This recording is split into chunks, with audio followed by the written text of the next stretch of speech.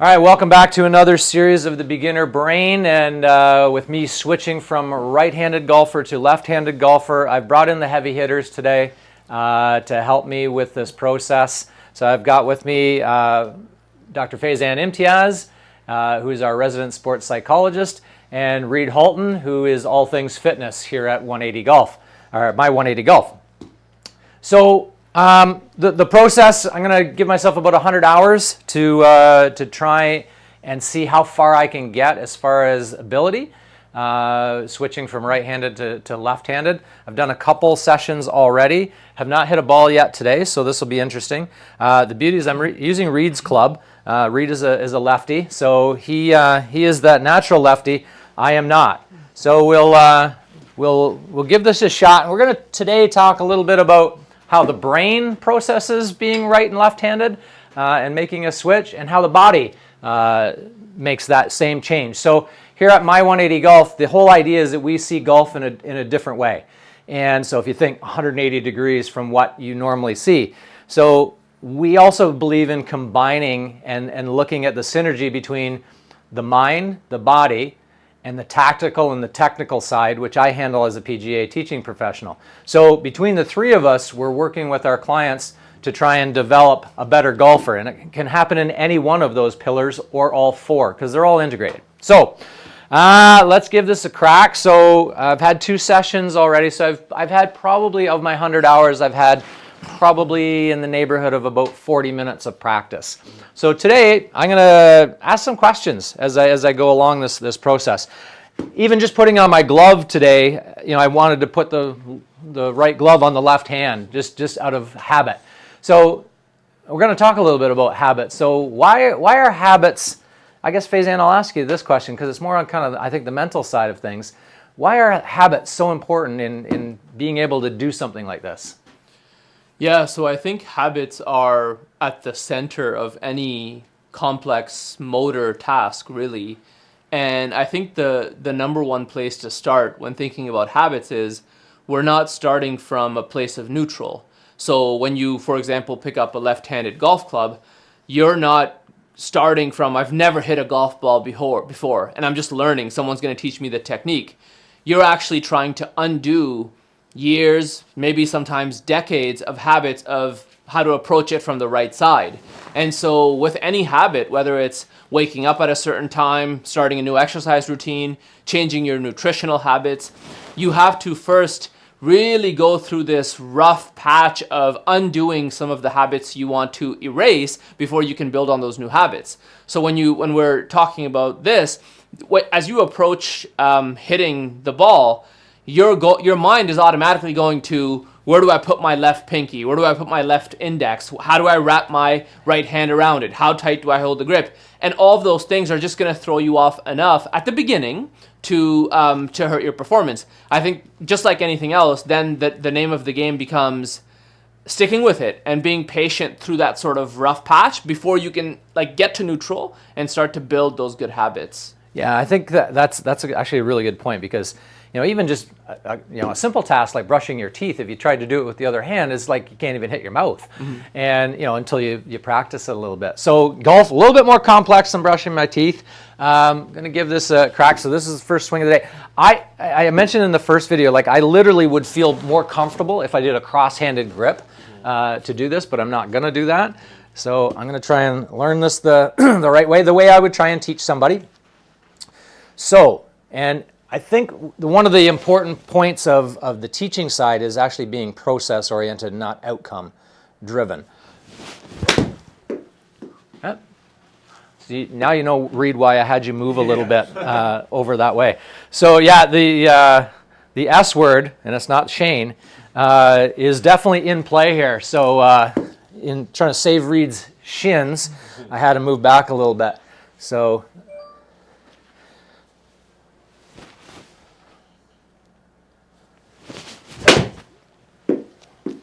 A rough start today.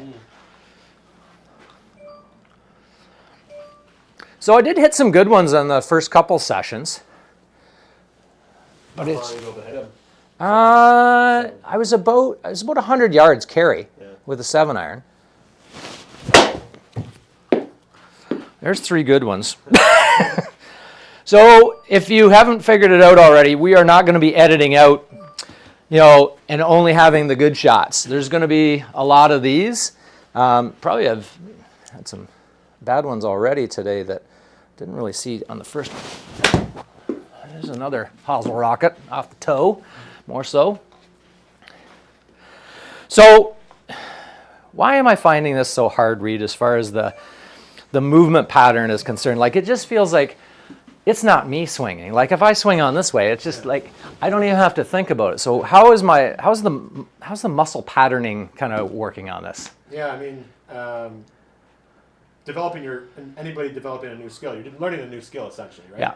Yeah. So for the past, I don't know how long you've been golfing for, you've been learning Since I was 12. Since you're 12, right? So that's a long time. You're building, I like to call it computer software in your brain, motor programs. So you've been teaching yourself how to do right-handed, and again, that uses your muscles, coordination, balance. Now, going left, it requires a whole new other software. You're using different muscles. Your body has to go a certain way.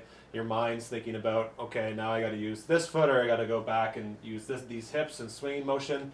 So the way I like to think about it is you're essentially learning a new skill, and it's going to take time. Yeah. It doesn't come in golf. A golf swing is a very complex skill.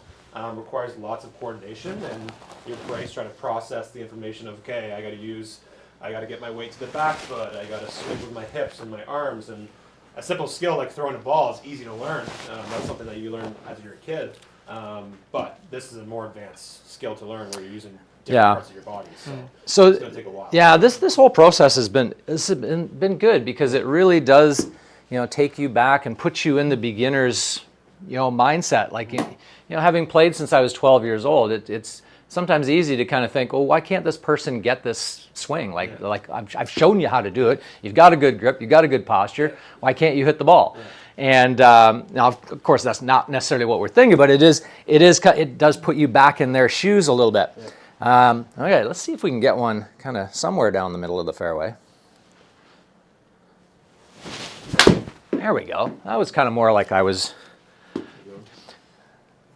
So it's interesting because, the first 2 sessions I did, I just came out here on my own. So there's the 104 carry. Okay, that's, I'm not signing a glove like I was on those earlier ones. So at least it's kind of somewhere close to a fairway. It's interesting that my brain, just having a couple people out here, even though you're my good friends and we work together, put a little bit more pressure on those first few swings. Now, again, they're warm-up swings, but why Faizan, on the pressure side of things, when I think it's probably got to do a little bit with me not thinking about the process a little bit. Yeah, so there's actually a theory in psychology called social facilitation theory. So social facilitation theory is the idea that, or the question really, that what do crowds do to you? Whether it's a crowd of 2 or whether it's a crowd of 20,000. And the answer is actually kind of interesting because it depends on how familiar you are with the task. And so if you are executing a very well-rehearsed task that you feel very competent at, the more people that are watching you, the better you'll perform. So this is why pressure doesn't exist for Tiger Woods, Rafael Nadal, professional athletes, because they know what they're going to do. They know how to do it. But even for elite athletes, as soon as you start to do something novel, that's the key word, novel. Different, yeah. Complex, difficult, well, everything is difficult, right? But as soon as it becomes novel, in the sense of, I've never done it this way, or I've never done it in this context. Yeah. Even the elite of the elite athletes, now, all of a sudden, the more people you add to the crowd, the worse performance gets. So it's like it's what we call an interaction effect. Now, the best example for you, if you're watching this, to think about is, so what's an example of like a professional athlete doing something that is well rehearsed, but in a completely different new context that they've never been in before? Like, what comes to mind for you guys? Does anything jump out? I think on the golfing side, it's like the Ryder Cup. Yep. So the first time at the Masters, for someone who's dominated all the way up, the Ryder Cup. Anything else from outside of golf, Reed? I mean, I play soccer and volleyball, those big crowds and being in that atmosphere, being in like a Premier League game or like a World Cup. Like That's it. Yeah. huge. It's a So huge stage. so in the World Cup or like the Euros, Yeah. you see the elite of the elite athletes make mistakes that you just are unfathomable. Like a couple of years ago when Lionel Messi in the Copa America, he had a penalty to essentially, like really put Argentina ahead in the shootout, and he missed the net. Missed it, yeah. And people were like, "How can Lionel Messi miss the net?" It's because it's not that he all of a sudden doesn't know how to kick a football penalty. It's that the Copa America is on the line for the first time in that group's history. And the even better example of that is the Olympics. Yeah, It's the Olympics. Once every 4 years. Maybe sometimes once in a lifetime. Yeah. And so you've jumped over those hurdles. Yeah. You've done it since you were 12, but you've never done it in this context. Yeah. And now that crowd, even though the numbers are the same, and you tell yourself just do what you do, it feels different. And that's why Usain Bolt just got better and better and better with each Olympic, because the first one went well.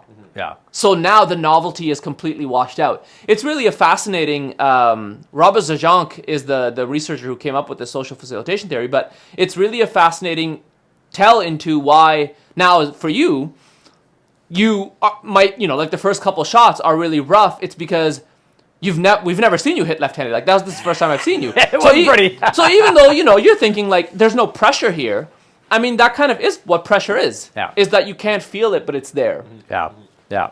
No, that's very true. Okay, so let's see if I can get a couple more of that style of hit. A little skinny.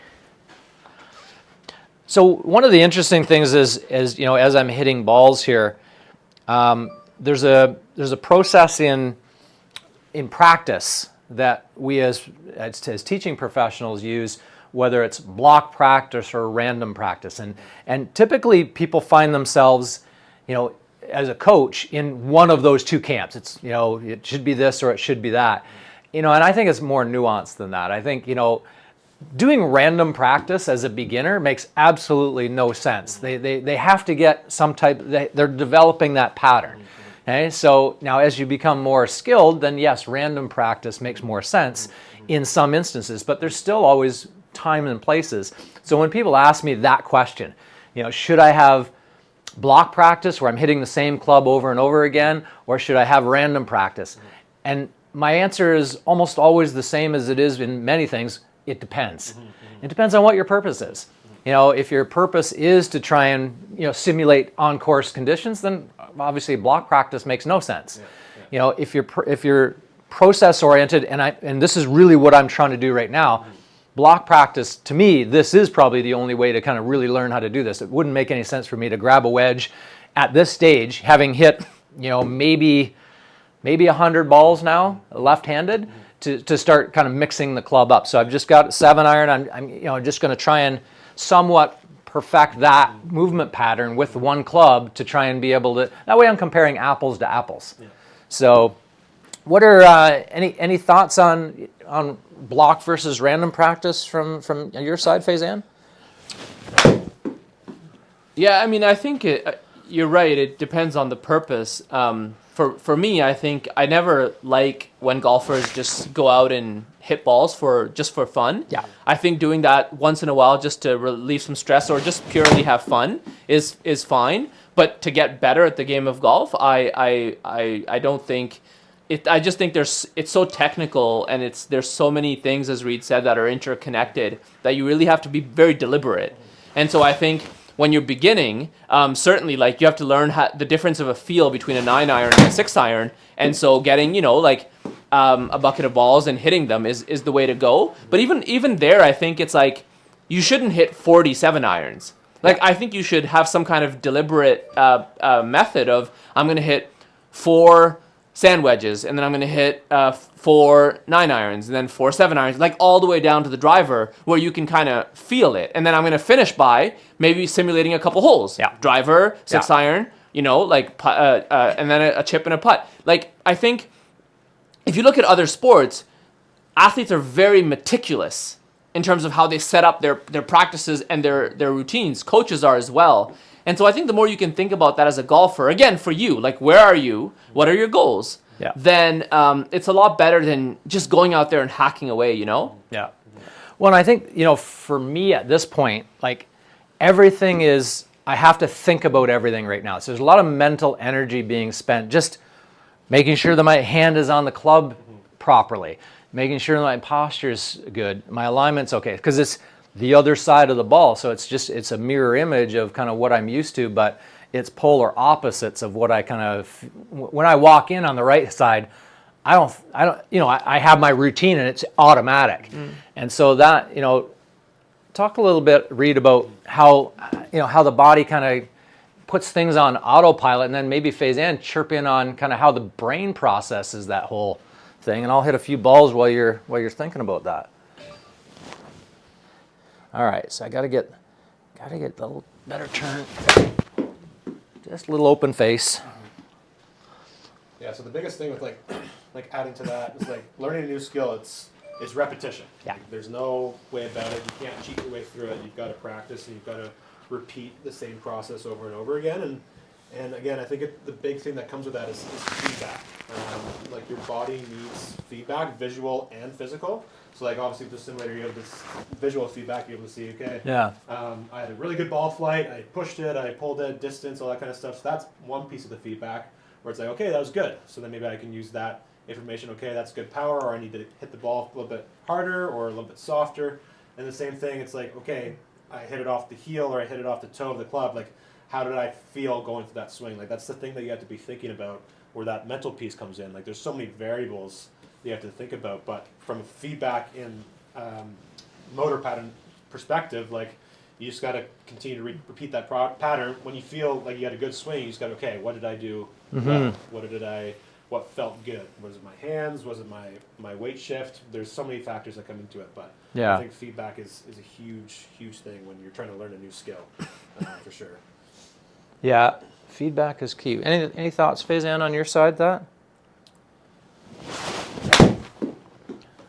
Oh, Yeah, I mean, a I hair think off. for me that this is just really highlights the importance of routines. Like I think we as humans, we just don't appreciate how routine oriented we are. Like we really, really are creatures of habit. And when we are removed from those habitual responses or those habitual environments, that it throws everything off, our mood, our thoughts, our feelings. And it can be as simple as, a lot of people will say like how difficult it is to sleep in a different bed. Like it's like the mattress could be 3 times better than yours, but there's something about the routine of, this is how I set myself up for sleep, and this is the environment, this is the temperature, this is the lighting. All of those things matter, and I think it has a little bit to do with that fight or flight response, that as soon as something is out of the ordinary, my mind starts to think threat and danger, even if it isn't there. And so even when it comes to things like sport, that's why the home field advantage is real. Yeah. The pitches are the same. Yeah. The basketball courts are literally the exact same. Yeah. But it's the routine. It's waking up at a certain time. It's eating a certain thing. It's getting to the arena at a certain time, or like getting to the driving range at a certain time, or seeing the people as you drive in to the course, talking to people. These things really matter. So I think one of the ways to get around that is to just appreciate how habitual we are, how much routines impact us, and then as best you can to try to standardize things. Yeah. So right now with what you're doing, it's like, what are the things that are standardized in your routine as a right-handed golfer? Mm-hmm. And how can you, now this will take some time because you're still thinking about the technique, which is natural. You mean from a right-handed to a left-handed? Like what things can I bring from the right side to the left side? Yeah, in terms of like how you approach the shot, where you stand, how long you take. Of course, right now you're just thinking about the technique. But once you get used to that, you'll see that if you can sort of replicate the routine, a lot of the things will start to fall in place because it'll start to feel comfortable again. Yeah. One of the things I've noticed that as a right-handed golfer, I mentioned this on one of the earlier videos, is my path is to the left, and when I switch over left-handed, my path is also to the left. So if I'm right-handed, it's out to in, and when I'm left-handed, it's in to out as far as the path is concerned. So it's completely different, movement pattern that's producing that. So, which is again to be expected. Ooh, look at that. That's a good one to Look finish at with. that. All right. He's a So yeah. So there you have it. Finished with a 93.6 carry. We're going to do more of these sessions where we bring in the dream team here and talk about all things with respect to golf and how the brain works, how the body works, and how we can put the tactical and technical side of teaching. So today, as I said, I'm just working on a 7-iron, doing block practice, just trying to get some type of a movement pattern that I can repeat. And then once I get that movement pattern down, then I'm going to start to try to do some other things with other clubs. So I'll do some chipping and even putting. Not sure if I'm ready for the driver yet. It's be unsafe probably in here swinging a driver right now. But tune in next time where we'll continue this conversation and hopefully this helps you as a beginner golfer or no matter what stage of golf you're in to improve your game. So Shane Lakins from My 180 Golf. See you next time.